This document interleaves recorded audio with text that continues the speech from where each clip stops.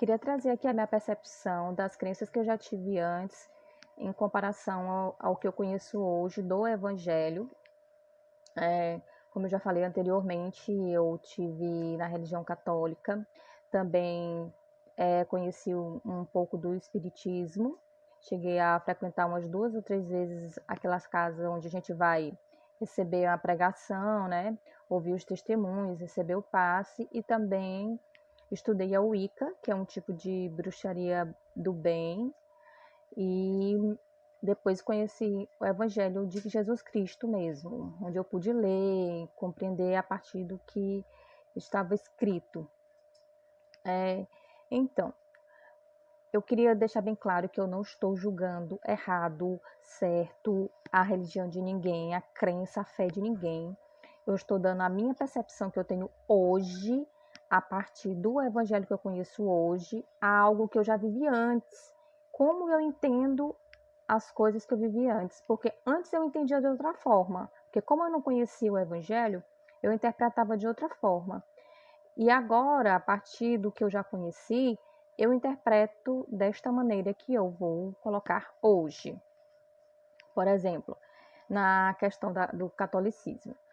2 questões eu sempre tive muita dúvida de como acontecia, que era a relação dos santos, né? Eu via muitos santos, muitas imagens, e eu perguntava na minha cabeça como pode ter vários santos, né? Por que não era só o Jesus que era santo? Aí, algumas vezes eu tive a oportunidade de receber a informação de que não era um tipo realmente de idolatria, mas era como se fosse um respeito, um culto de respeito às pessoas que dedicaram as suas vidas a Deus, que de alguma forma conseguiam realizar milagres ainda, né? Que existe uma forma até de canonizar a pessoa. E aí eu não conseguia entender, não conseguia aceitar aquilo ali como uma coisa certa. Isso antes de conhecer o Evangelho mesmo, já era a minha percepção anterior, né? E a outra coisa que eu também não entendi era ficar rezando pelos mortos, acendendo vela. Eu sempre achei estranho porque eu não sabia o que acontecia depois quando a pessoa morria. Se ela ia direto para o céu, se ela ia direto para o inferno. Aí tem a questão lá de ficar no purgatório, né? Aí eu ficava pensando, será se isso tem mesmo lógica? A lógica sempre querendo entrar na minha fé loucamente, né? Tem mesmo lógica você acender velas por alguém que foi, mas se a pessoa tivesse sido ruim a vida toda e eu acender milhões de velas para ela e rezar milhões de textos para ela, aí ela vai salvar. Será? Era uma coisa que eu também não compreendia bem, mas eu não entendia a partir do Evangelho. Eu só não entendia como um ser que estava lá tentando entender as coisas. Aí, depois, né, com a percepção que eu tenho hoje do Evangelho, eu realmente percebo que não tem ligação a partir do Evangelho com isso, com essas crenças. Existem várias e várias passagens que a gente pode ver isso no Novo Testamento. Atos, capítulo 4, versículo 12, fala: em nenhum outro há salvação, só em Cristo Jesus. Todos esses santos, todos eles são homens que nasceram de homens, a partir do espermatozoide e o óvulo.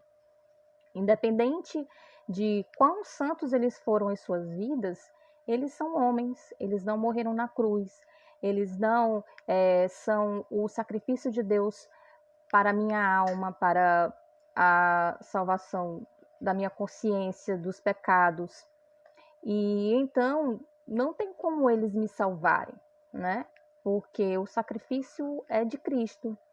E mesmo que nessa outra explicação que eu ouvi, de falando que eles na verdade não salvavam, mas que eles faziam milagres e que eles eram uma espécie de ligação com Deus, mediadores. Na própria palavra tem um monte de pregação em relação a isso. Em 1 Timóteo 2,5, ele fala claramente, porque há um só mediador entre Deus e o homem, e esse é Jesus Cristo. Não existe outros mediadores. todos eles, Paulo, Pedro, João, Maria e todos esses outros que vieram bem depois agora, e esses mais novos, que é, por exemplo, aquele do cavalo, né?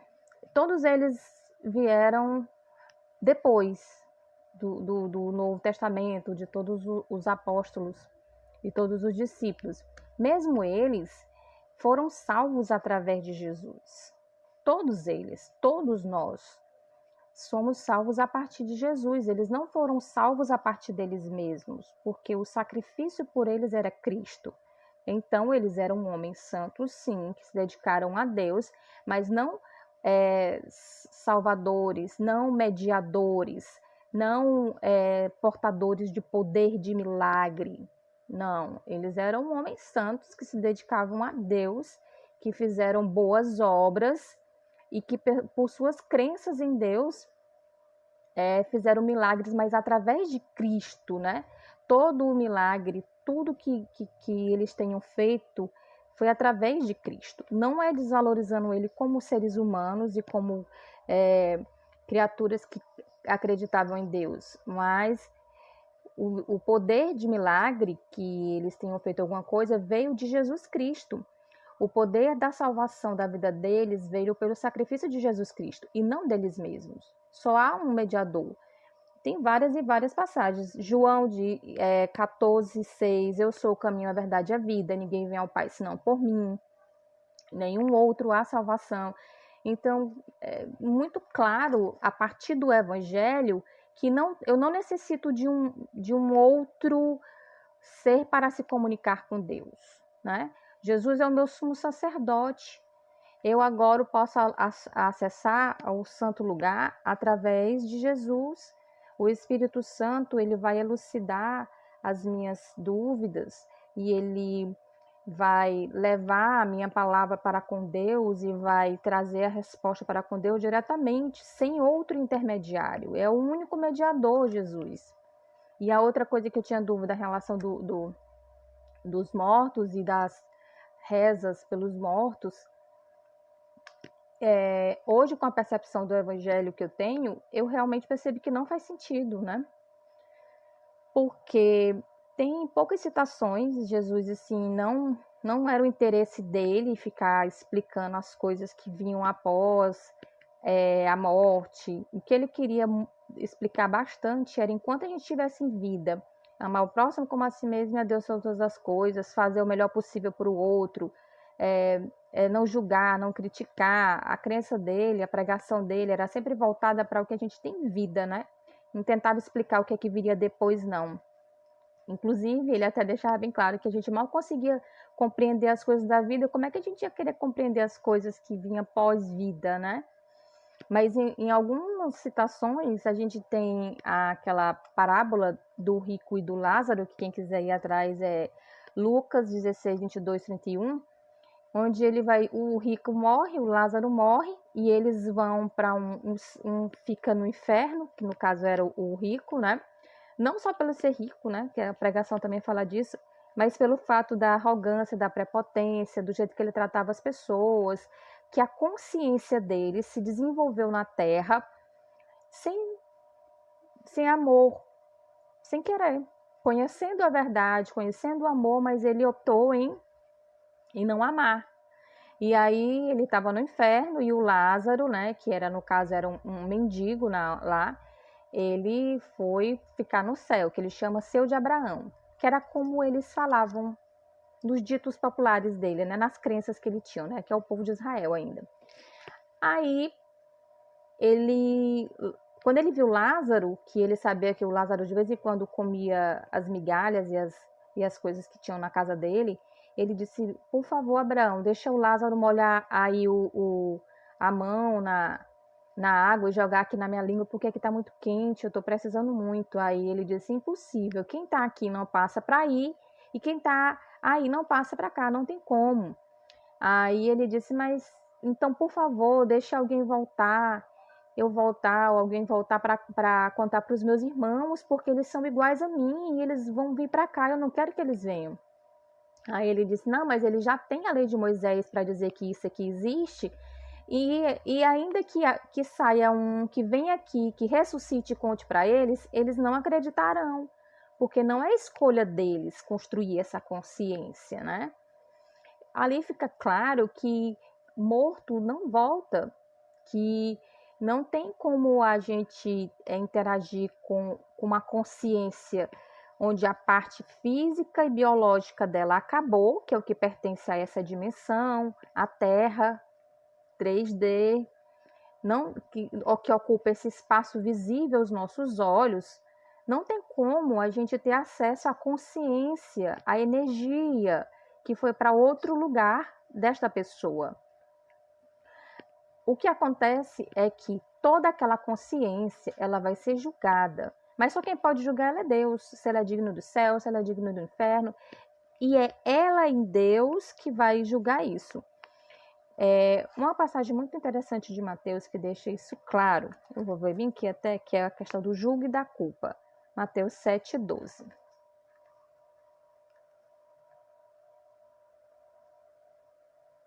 Não julgueis para não ser julgados, porque com o juízo que julgar, será julgado, e com a medida com que tiverdes medido, vos tornará a medir. Pouco depois daqui, Jesus vai ensinar eles a orarem, que ele vai ensinar o Pai Nosso como forma de oração, né? Então você percebe que todo o julgo, toda a culpa, toda a consciência que você carregou durante a vida é o que vai servir de peso, que ele coloca bem em relação do peso, depois daqui.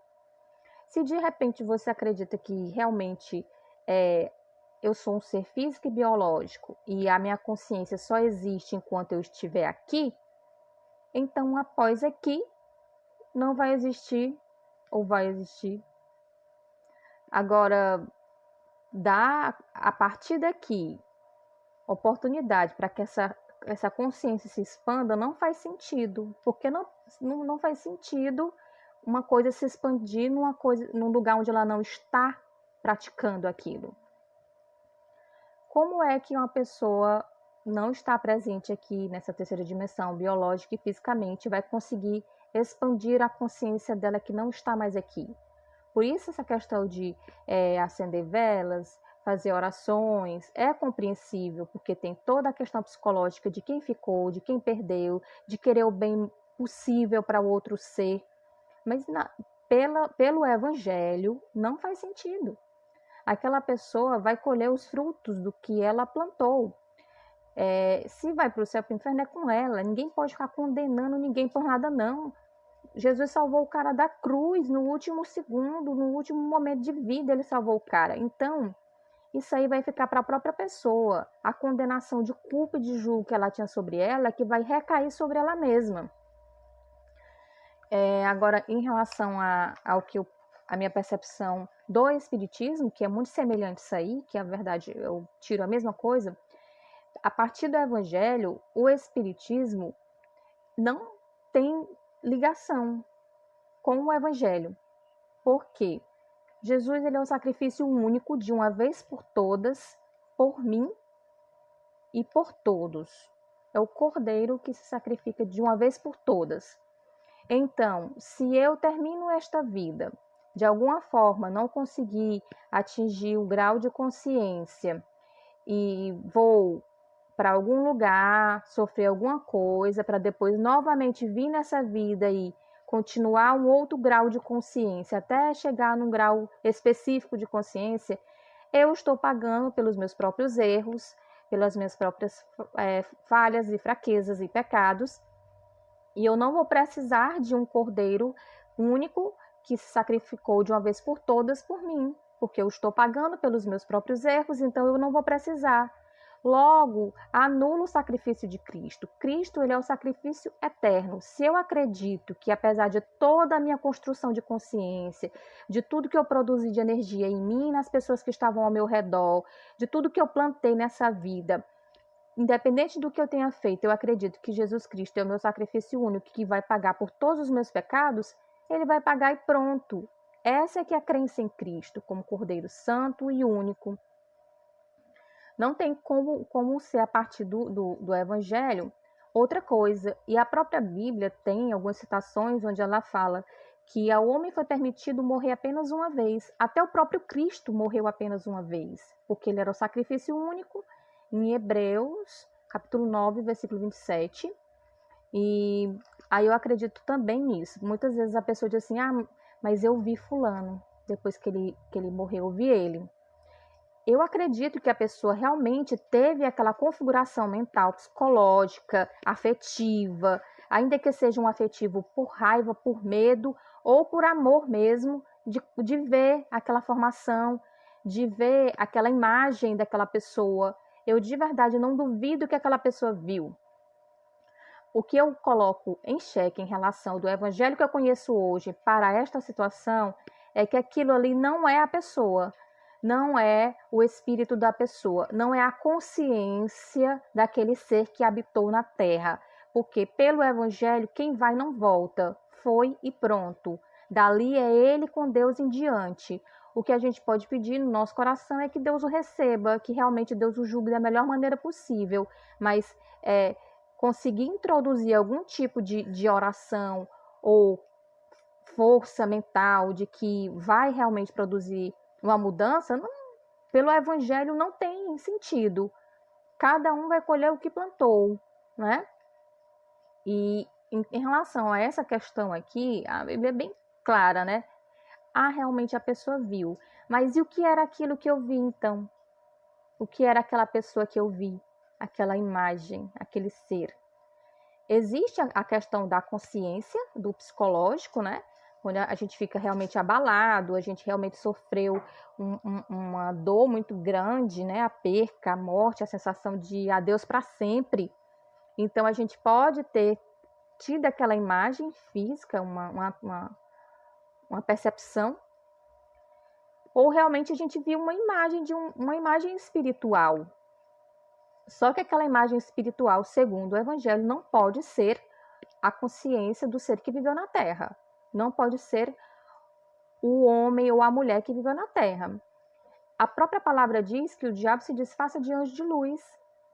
Então, pode ser um disfarce de um espírito maligno para perturbar, para, de alguma forma, afastar a sua crença, para te levar em uma direção onde ele possa desviar a tua atenção de uma verdade. Enfim, isso aqui já é uma crença a partir do evangelho, mas que o evangelho realmente diz que quem foi, não volta, diz, está escrito. Agora, explicar claramente o que é esse ser que muitas pessoas dizem ter visto, ter ouvido, ter sonhado, não explica, mas fala que os anjos, eles se disfarçam, ou o diabo, eles se disfarçam de anjos de luz, os anjos caídos, eles se disfarçam, né? Enfim, aí é uma questão de crença, mas a parte do evangelho não existe, não faz sentido. E também tem a questão da Wicca, né? Que eu antes gostava de ler essas coisas, de compreender esse lado místico, mais voltado ao ocultismo e todas essas coisas. Porque eu cheguei a ler um livro que era falando sobre as práticas, porque tem toda aquela questão da prática química, né? Da gente misturar as coisas, que é a alquimia, a natureza. A gente usa muito isso, o chá, remédios são tirados da natureza e a bruxaria trabalha muito com os elementos da natureza, né? Que é um conhecimento oculto que o diabo lançou antes do tempo, lá no Jardim do Éden, e que ficou como se fosse dele, mas que na verdade era só um conhecimento que também fazia parte de Deus, porque os elementos e todas as ervas e todas as coisas podem sim fazer mudança no nosso corpo biológico, remédios, chás que a gente faz e tudo mais. E eu gostava muito dessa questão da alquimia, né? Tanto é que eu primeiro li isso para depois ler a fundamentação mesmo do que era. Quando eu passei para o livro da fundamentação, aí foi que eu comecei a perceber que não batia alguma coisa. E isso foi antes de conhecer Jesus, tudo isso, né? Porque depois de Jesus não dá mais. Né, falava sobre o Deus, a deusa, sempre voltando para essa questão da deusa abraçar toda a natureza, ser o feminino, o que gera vida, a terra, e o Deus era o que protegia, era o figura de pai, era a figura do ser protetor masculino, que ele era o Deus chifrudo. Aí até aí eu achava interessante, né? Porque tinha uma construção mitológica e tal, muito parecida com aqueles filmes que a gente vê de antigamente e também todos aqueles mitos que a gente conhece. Aí, no final do livro, tinha uma oração, que é tipo uma reza que a gente tinha que fazer, e no final da oração, era muito bonita a questão da natureza de fazer o bem para o outro, tudo que você fizer para o outro, você vai colher 3 vezes mais o que você fez, e era voltada para o bem, né? Aí, no final, diz assim: você vai ter que fazer uma oração, e nessa oração você vai negar todas as suas crenças, inclusive o Deus da cruz. Aí eu fiquei, nossa, que estranho, muito estranho. Aí eu não fiz essa última reza, né? E eu não conhecia Jesus como eu conheço. Mas eu achei estranho aquela coisa muito específica, sabe?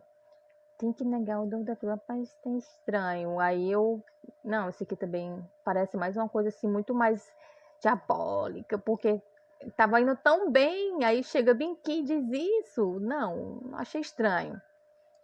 Aí depois disso é que onde eu, uns 2 anos mais ou menos, um ano mais ou menos, chegou a 1 ano, foi quando eu me converti. Passei por várias coisas até que eu me converti e tive a oportunidade de conhecer o evangelho do lado de dentro do evangelho, lendo, entendendo, compreendendo. E é a partir dele que eu estou colocando a situação de comparação, né? Quanto a essas crenças da Wicca e de todas essas práticas mais voltadas às coisas da natureza, de bruxaria, eu percebo mais como esse conhecimento que era mais voltado ao que antes era considerado do diabo, porque é oculto, mas que na verdade tudo é de Deus, é conhecimento de Deus, as ervas, a manipulação dos elementos, tudo é de Deus. A alquimia é ciência, a alquimia a gente usa ainda até hoje. E quando é colocado de uma forma onde tem um outro Deus e esse Deus quer ser adorado ou idolatrado, aí é que não bate com o evangelho. Aí é que não bate com Jesus, porque Jesus ele achava a hermenêutica até do próprio evangelho, né? Imagina das outras coisas, todo e qualquer tipo de conhecimento, ciência que vier a aparecer, ou outras religiões que vierem a aparecer, eu gosto de observar, dar uma olhada, ver se tem alguma coisa boa para eu tirar, usando Jesus como peneira, como chave hermenêutica, para que o que tiver lá de bom e que eu puder aprender, eu aprendo. Tem muitos esses conhecimentos que a gente usa hoje, Ho'oponopono, o Reiki, eu fiz até um curso de Reiki, mas é um conhecimento muito interessante em relação às palavras que eles usam, e pode realmente até existir um conhecimento que é oculto por trás, mas Jesus, sendo a tua chave hermenêutica, tu pega o que tu quer e o que tu acha que é um tipo de endeusamento, tu não pega, tu não pratica, tu não adora, não idolatra, não tem como Deus para ti. Mas o que for bom de conhecimento, de conhecer coisas boas, perdoar o outro, se perdoar, usar frases de perdão todo dia. Olha que bonitinho, eu me perdoo, eu me amo. É interessante, né? Repetir essa frase, que legal. Mas o que for idolatria, o que for endeusar outro ser como Deus, aí é que não entra, né? Inclusive, o evangelho é repleto de coisas e de explicação em relação a isso, né? Tá bem que Colossenses 2, capítulo 2, versículo 8 ao 10. Tende cuidado para que ninguém vos faça presa, por meio de filosofias e vãs sutilezas, segundo a tradição dos homens e segundo o rudimento do mundo, e não segundo Cristo, porque nele habita corporalmente toda a plenitude da divindade. Olha como é interessante. Existe um conhecimento no mundo, existem várias filosofias que podem vir querer dizer que são de Cristo, podem vir querer casar-se como se forem de Cristo, né? Mas, ninguém te engane, não seja presa, porque Cristo é a plenitude do Evangelho. Então, Jesus tem que ser a chave hermenêutica. Tem muitos desses conhecimentos que antes eram considerados do diabo, que eram conhecimentos ocultos, mas através de Jesus foi jogado luz sobre eles e a gente entende que tudo é Deus, tudo que existe é de Deus, né? O diabo foi criado por Deus, os anjos caídos foram criados por Deus, eles se rebelaram e tal, mas tudo foi Deus que fez, nada é dele, nada é do poder dele. E aí ele tomou o conhecimento como se fosse dele, ocultou e fez toda aquela coisa em relação a ser endeusado, mas tudo é de Deus. Então fiquem atentos para que vocês não coloquem isso como Deus. Essas vãs filosofias são só conhecimentos, mas não são o Deus. O Deus é Jesus, ele é a plenitude de todas as coisas. Então, se você tem a sua fé firme e fundamentada em Cristo, e diante de todas essas filosofias que aparecem, que a gente vê hoje, a questão ampla que a gente vê sobre essa questão quântica, sobre essa questão do Ho'oponopono, sobre essa questão do Reiki, eu acho que são coisas super interessantes. Eu, particularmente, tenho a minha fé fundamentada em Jesus, tranquilamente, observo esses conhecimentos, tiro o que tem de bom ali, e o que não é bom, o que de alguma forma quer ser endeusado, quer ser glorificado, eu já não aceito no meu coração, porque eu tenho Jesus como chave hermenêutica na minha vida, ele é minha peneira. Mas se de repente você considera que a sua fé vai ser abalada diante desse conhecimento, não vá. Quem bebe leite, quem come carne, come carne. Então, não se coloca numa situação onde você não vai conseguir administrar a sua fé. Mas aqui fica bem claro que existem vãs filosofias que se disfarçam para que peguem a tua fé e transformem em outra coisa. Mas Cristo nos dá liberdade de conhecimento. Demais. Nós só temos que entender que ele é a cabeça e que ele é a explicação de todas as coisas. Ele é a plenitude de Deus, né? Ele é o evangelho pregado, ele é o Novo Testamento.